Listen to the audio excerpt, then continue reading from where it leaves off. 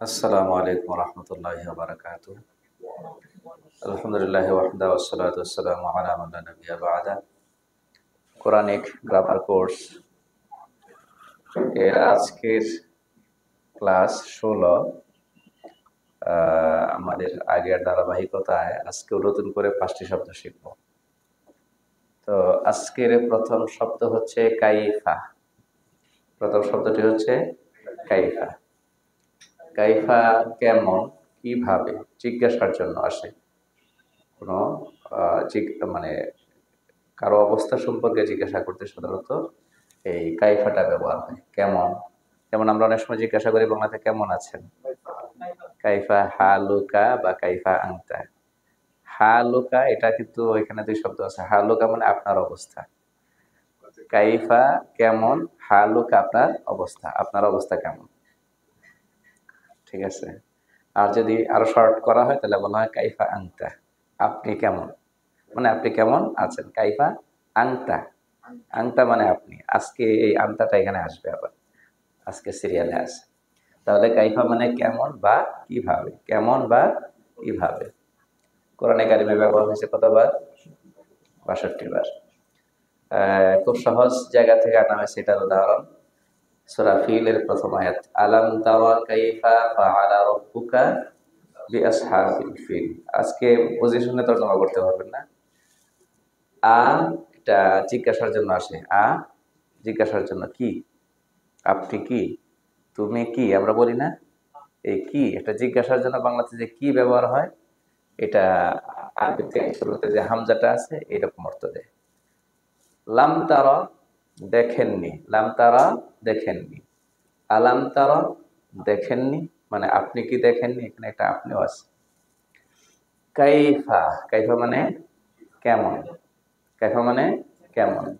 ফাআলা করেছেন, ফাআলা করেছেন, এটা বারবার আমরা পাচ্ছি। ফেইল বলি না আমরা, আগে শুনে আসছি। ফেইল মানে কাজ করা, ক্রিয়া। রব্বুকা, রব্বুকা আপনার রব, আপনার প্রতিপালক।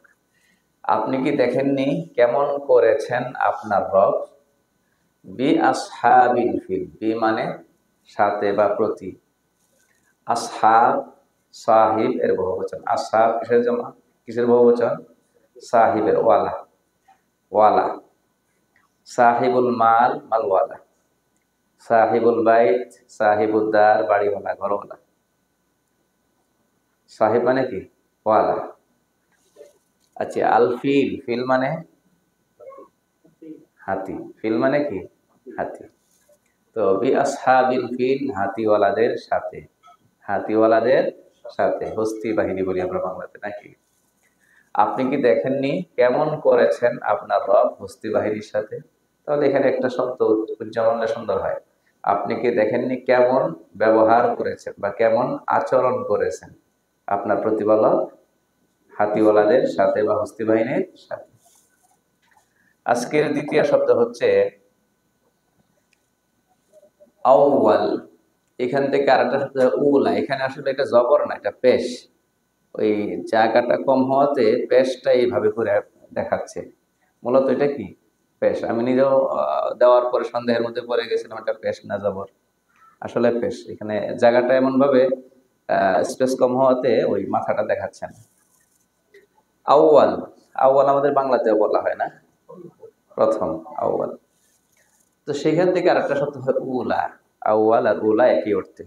একটা সাধারণত পুরুষবাচক শব্দ, আর একটা হলো স্ত্রীবাচক শব্দ।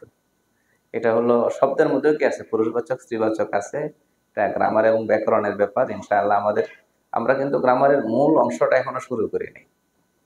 আগে কিছু ওই যে রান্না শুরু করার আগে কিন্তু রান্নার উপকরণগুলো জোগাড় করতে হয়। এটা তো আগের কাজ না, কি বলেন? এই মশলা মাখা টাখা, তেল ঢালা, এই সমস্ত কাজ কারবার হলো পরে। এর আগে কি করতে হয়? যা রান্না করা হবে এই উপকরণগুলো আগে কি করতে হয়, তৈরি করতে হয়। আমরা এই কিছু শব্দ শিখতেছি আগে।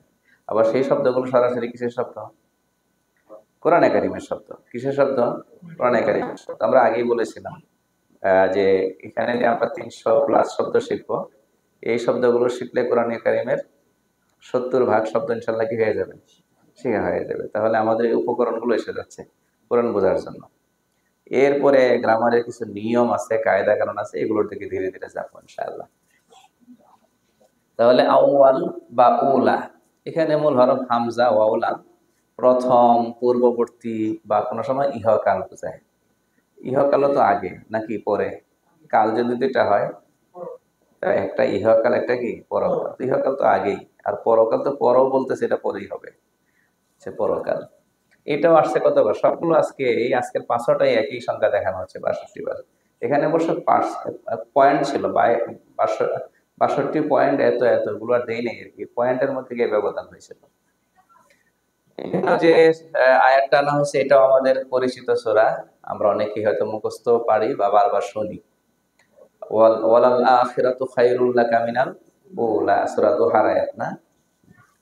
ওয়ালাল আখিরাতু, এই ওয়া এবং আর লা, এই লা যেটা টান ছাড়া যে লামটা আসে, মানে লা হচ্ছে টানওয়ালা লা, লামের পরে আলিফ আছে, ওটা মানে হচ্ছে না, ওটা মানে কি না। আর লা এরপরে কি নেই, টান নেই, মানে লা এরপরে আলিফ নেই, সেটা হ্যাঁ বাচকের মধ্যে আরো জোর সৃষ্টি করে, না বাচক না, হ্যাঁ বাচক আরো এর মধ্যে কি সৃষ্টি করে, জোর সৃষ্টি করে। তারপরে ছিল আল আখিরাতু, ওই প্রথম যে আলিফটা ছিল এটা বাদ পড়ে গেছে, যেহেতু শুরুতে একটা লাম এসে গেছে। আল আখিরাতু, আখিরাত বলতে, আখিরাত বলতে তো আখিরাত সেটা আছে, আবার এখানে আরেকটা অর্থ দিতে পারে। আখিরাত বলতে একেবারে সরাসরি আখিরাত, সেটা দিয়ে আগে তর্জমাটা করি। খায়রুন মানে কি, উত্তম, লাগা মানে আপনার জন্য, এবং অবশ্যই আখিরাত উত্তম আপনার জন্য। মিনাল উলা, মিনাল উলা, মিন মানে থেকে, উলা মানে, হ্যাঁ ওটাকে যেহেতু আখিরাত বলছেন, তাহলে উলা মানে এখানে দুনিয়া হবে, ইহকাল। তো এর অর্থ হচ্ছে কি, এবং অবশ্যই পরকাল আপনার জন্য অধিক উত্তম, কিসের চাইতে, ইহকালের চেয়ে। রাসূল সাল্লাল্লাহু আলাইহি ওয়াসাল্লামকে আল্লাহ সান্ত্বনা দিচ্ছেন, দুনিয়ার জীবন কয়দিনের, এই দুনিয়ার জীবন কেটে যাবে, সুতরাং কে কি বললো না বললো এগুলোর দিকে তাকায়া বা ওগুলো মনের মধ্যে এনে ব্যথা পাওয়ার, কষ্ট পাওয়ার দরকার নাই। আপনার এই দুনিয়ার জীবন শেষ হয়ে যাবে, আখিরাত আপনার জন্য অনেক অনেক উত্তম। এটার এক তর্জমা এভাবে করা যায়। আর এক তর্জমা হলো, এখানে আখেরা মানে হচ্ছে পরবর্তী সময়, আর ওলা মানে হচ্ছে পূর্ববর্তী সময়। ওই যে পূর্ববর্তী আছে, প্রথম আছে, এর মানে আপনার জীবনের গত দিনের চাইতে অনাগত দিন উত্তম হবে। আল্লাহ পাক বলছেন যে কি, আপনার জীবনের বিগত দিনের চাইতে অনাগত দিন কি হবে, উত্তম হবে, আগের সময়ের চাইতে পরের সময় উত্তম হবে। এবং সেটাই তো হয়েছে। নবী সাল্লাল্লাহু আলাইহি ওয়াসাল্লামের যত দিন গড়িয়েছে, যত বছর গড়িয়েছে, পরবর্তী সময়টা কি আসছে, ভালো আসছে। সেই দিকে আল্লাহ তাআলা ইঙ্গিত করে নবীজিকে সান্ত্বনা দিয়েছেন। আর অবশ্যই আপনার জন্য পরবর্তী সময় পূর্ববর্তী সময়ের চেয়ে উত্তম। সূরা দোহা এর 4 নম্বর আয়াত। তারপরে আজকের তৃতীয় শব্দ হচ্ছে আনতা। এই একটু আগে যে আমরা বলেছিলাম কাইফা আনতা, আনতা মানে কি, আপনি বা তুমি। কাইফা মানে আপনি বা তুমি। আচ্ছা, আপনি বা তুমি, এই এটা আসছে একই সংখ্যায় না, কতবার, 62 বার। এখানে সূরা আলী ইমরানের 8 নম্বর আয়াত, সূরা আলী ইমরানের 8 নম্বর আয়াতটা আনা হয়েছে। এই আয়াতটা মূলত একটা দোয়া, খুবই গুরুত্বপূর্ণ দোয়া। এই দোয়াটা খুবই কি, যে দোয়াগুলো আমাদের জন্য একেবারে নিত্যদিন আবশ্যিকভাবে পড়ার দরকার, নিজের উপর ফরজ করে নেওয়ার দরকার, তার মধ্যে একটা দোয়া হচ্ছে এটা, রব্বানা লা তুজিগ কুলুবানা বা'দা ইয হাদাইতানা ওয়া হাব লানা মিন লাদুনকা রাহমা ইন্নাকা আনতাল ওয়াহ্হাব। অর্থটাকে খেয়াল করি, তখন দোয়ার অর্থটা আমরা বুঝে নেব সহজে। রব্বানা মানে হে আমাদের, রব্বানা হে আমাদের, লা তুজিগ, লা তুজিগ। একটা কথা বলে রাখি, আমরা আগেও বলেছি, এটা কিন্তু একবার খুব জরুরি বিষয়। নামাজের সূরা কেরাত হোক, দোয়া হোক, দ্রুত পড়ার অভ্যাস যদি থাকে, সেখান থেকে বেরিয়ে আসতে হবে। কি বলছি, নামাজের যে কোনো দোয়া হোক, সূরা হোক, দ্রুত পড়ার অভ্যাস যদি থাকে, সেখান থেকে কি করতে হবে, বেরিয়ে আসতে হবে। এটার একটা প্র্যাকটিস দরকার। এটা আমরা সুন্নত নফলের মধ্যে, ফরজ তো আর আমাদের এখতিয়ারে থাকে না, সুন্নত নফলের মধ্যে দরকার আমরা রিপিট করবো একই আয়াতকে। তো করে করে এটা ধীরে ধীরে পড়ব, তাহলে এই অর্থগুলো মাথার মধ্যে আসবে এবং এটার এই দোয়ার ভেতরে যে আহ, আল্লাহ তাআলা যা বলছেন এটার আবেগটা আমার অন্তরকে স্পর্শ করবে, এটার বার্তাটা আমার অন্তরকে কি করবে, স্পর্শ করবে। এটা জরুরি। এই জন্য রাসূল সাল্লাল্লাহু আলাইহি ওয়াসাল্লাম তো অনেক গুরুত্বপূর্ণ কথা 3 বার বলতেন। কিসের জন্য? এবং আমাদের পূর্বসূরীদের মধ্যে এই অভ্যাস ছিল, এক আয়াত বারবার পড়তেন আমাদের মধ্যে। কেন পড়তেন? এটা কি প্রথম দফা অর্থ বুঝেন নাই? নামাজের ভেতরে এক আয়াত পড়তে পড়তে ফজর হয়ে গিয়েছে, এরকম আছে? আয়াত একটা পড়তে পড়তে কি হয়ে গেছে, ফজর হয়ে গেছে। কেন? উনি অর্থ প্রথমবার বুঝেন নাই, বুঝেছেন, এটার মর্মটাকে অন্তরের মধ্যে বসাচ্ছেন, আসর নিচ্ছেন। কোরআন থেকে কি নিচ্ছেন? আসর নিচ্ছেন, বারবার পড়ে পড়ে এখান থেকে আসর নিচ্ছেন। তো এটা আমাদের করতে হবে। আমরা শুধু আছি শুধু সংখ্যা বাড়ানোর মধ্যে, পরিমাণ বাড়ানোর মধ্যে। পরিমাণ না, পরিমাণের চাইতে কিসের গুরুত্ব বেশি দিতে হবে? মানের। রব্বানা, হে আমাদের রব, লা তুজিক, এই একটু আগে বলছি, লা যদি আলিফ সহ হয় তাহলে অর্থ কি? না।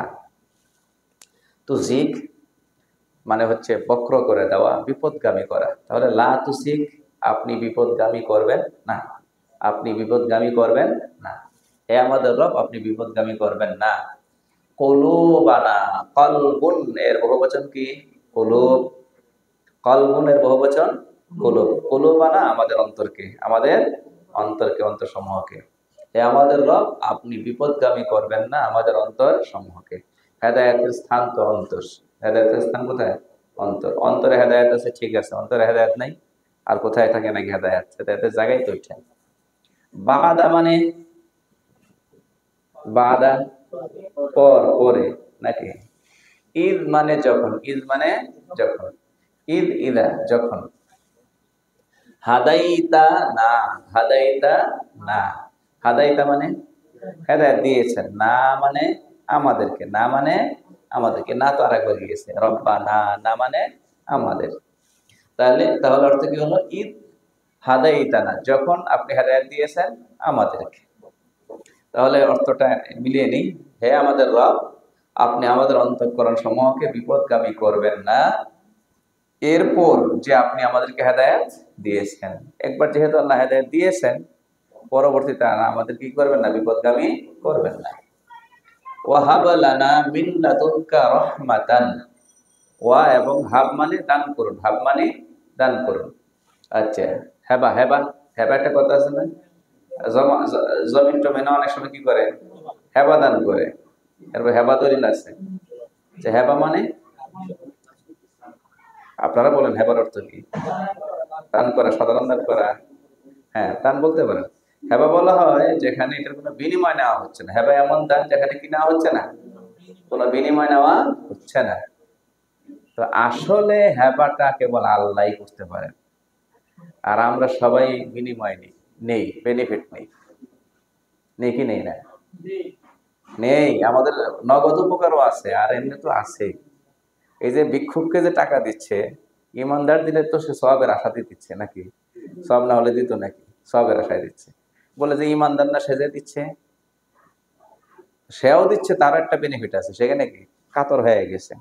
এখন এই তার যে তার মনটা যে কেমন একটু নরম হয়ে গিয়েছে, একরকম হয়ে গিয়েছে, একটা বেকুলতা কাজ করতেছে, এটার থেকে বেরিয়ে আসার জন্য কি করা লাগতেছে? তার দান করা লাগতেছে, তাকে সহযোগিতা করা লাগতেছে।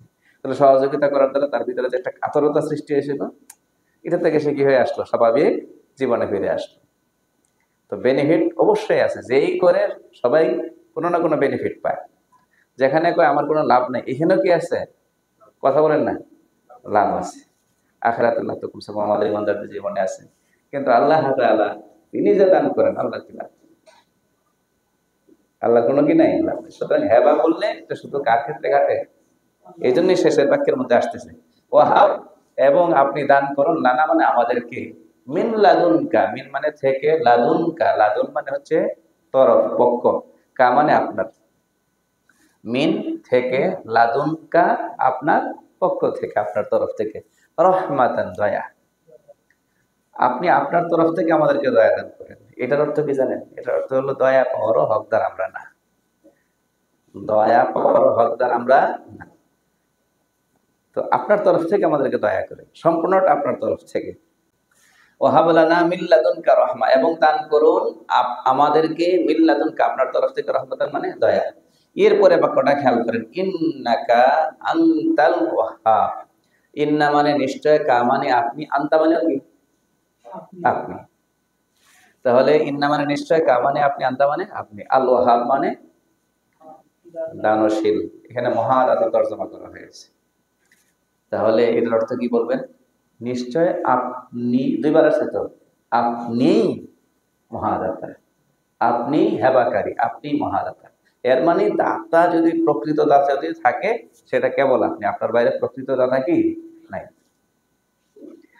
তাহলে এই যে তোর যে প্রথম অংশটা, আল্লাহর কাছে বলা হচ্ছে যে আল্লাহ একবার যেহেতু হেদায়েত দিয়েছেন, হেদায়েতটা ছিনিয়ে নিয়েন না, আমার অন্তরটাকে আর বিপদগামী করে দিয়েন না। এটা বড় গুরুত্বপূর্ণ, কারণ মানুষের অন্তর হলো পরিবর্তনশীল। রাসূল কারীম সাল্লাল্লাহু আলাইহি ওয়াসাল্লাম সবচেয়ে বেশি দোয়া করতেন। রাসূলের ভাষায় একটা দোয়া আছে, সেটা হলো ইয়া মুকাল্লিবাল কুলুব সাব্বিত কলবি আলা দীনিক। হে অন্তর পরিবর্তনকারী সত্তা, কারণ মানুষের অন্তর কার হাতে? আল্লাহর হাতে। আমার অন্তরকে দিনের উপর অটল রাখেন, অবিচল রাখেন, স্থির রাখেন, যেন কি না হয় যে পাল্টে না যায়। তো এই জন্য এই দোয়া কেন পড়তে হবে জানেন? ওই যে ইমান সহকারে যেন দুনিয়া থেকে যাওয়া যায়, ইমান সহকারে যেন দুনিয়া থেকে যাওয়া যায়। এটা খাতেমা বিল খায়রের দোয়া। আমরা কি বলি? খাতিমা বিল খায়র। এখানে খায়র মানে হচ্ছে ইমান, খাতিমা বিল ইমান, খাতিমা বিল ইমান, ইমান সহকারে ওই দুনিয়া থেকে যাওয়ার জন্য এই দোয়া। এটা এখানে। তারপরে আজকের 4 নাম্বার শব্দ হচ্ছে আকসার। আকসার আমাদের গত ক্লাসে এসে গিয়েছিল। আকসার মূল হরফ হচ্ছে কাফ সারা, অধিকাংশ। কি? অধিকাংশ। এটাও আসছে একই সংখ্যায় কোরআনে কারিমের মধ্যে। আয়াত আনা হয়েছে ওয়ামা আকসারুন নাসি ওয়ালাউ হারাস্তা বিমুমিনিন। রাসূল কারীম সাল্লাল্লাহু আলাইহি ওয়াসাল্লামকে উদ্দেশ্য করে একটা বাস্তবতার কথা আল্লাহ পাক বলেছেন যে বেশিরভাগ মানুষ এরা ঈমান থেকে দূরে থাকবে, এরা ঈমান আনবে না। আপনি যতই চেষ্টা করেন, যতই দাওয়াত দেন, যতই কামনা করেন, এরা আসবে না। ওয়ামা আকসারুন নাসি বিমুমিনিন। ওয়ামা, ওয়া মানে এবং, মা মানে না। আকসারুন নাস লোকদের অধিকাংশ, লোকদের অধিকাংশ। আকসার মানে অধিকাংশ, নাস মানে লোকদের অধিকাংশ। বিমুমিনিন, মুমিন ইমানদার। অধিকাংশ লোক ইমানদার নয়। মাঝখানে একটা ছোট্ট বাক্য ঢোকানো হয়েছে ওয়ালাউ হারাস্তা, ওয়ালাউ হারাস্তা, যদিও আপনি লালসা পোষণ করে। শাব্দিক অর্থ এটা, শাব্দিক অর্থ। এর মানে লালসা কোথায় থাকে? অন্তরে। আর লালসা মানে এবারে কঠিন ভাবে চাওয়া। এর মানে এই লোকগুলোর দুনিয়ার ব্যাপারে লালসা না, নবীদের অন্তরে কিসের ব্যাপারে? মানুষের ইমানের ব্যাপারে। ওয়ালাউ হারাস্তা, যদিও আপনি মানুষের ইমানের ব্যাপারে লালসা পোষণ করেন, মানে প্রচন্ড রকম কামনা করেন। তো প্রচন্ড রকম কামনা যেটার করা হয়, এটার পেছনে কিন্তু শ্রম দেওয়া হয়, অনেক কিছু করা হয়। নবীজি সব করেছেন। আল্লাহ ভাষণ তারা দিচ্ছেন যে পেরেশান হয়ে লাভ নাই, এটা আমার এলেমের মধ্যে আছে যে অধিকাংশ মানুষ কি করবে না? ইমান আনবে। ভাগ্যবান হলো ওই যে অল্প সংখ্যক যারা ইমান আনবে। এটা তো চূড়ান্ত বাস্তবতা। দেখেন বর্তমান পৃথিবীতে মানুষ কত, ইমানদার কত।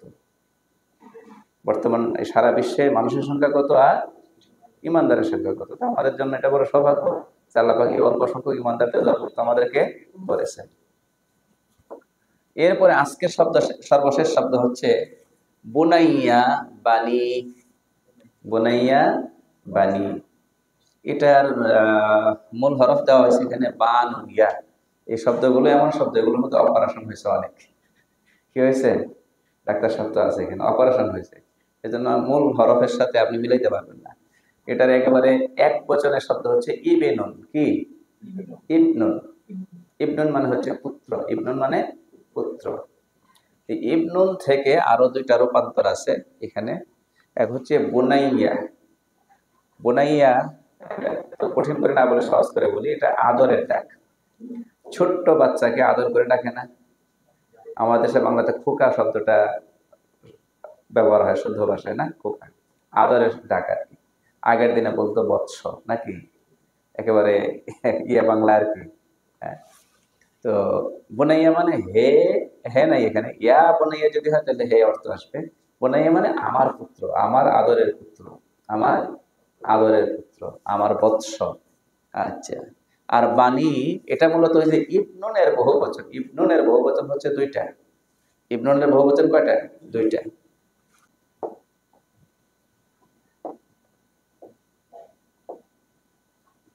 এই যে ইবনুন, ইবনুন এর বহুবচন হয় দুই রকম, এক হচ্ছে আবনা,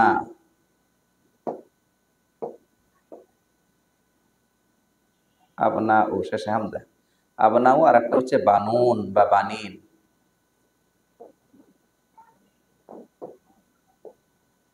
বানুন বা বানিন।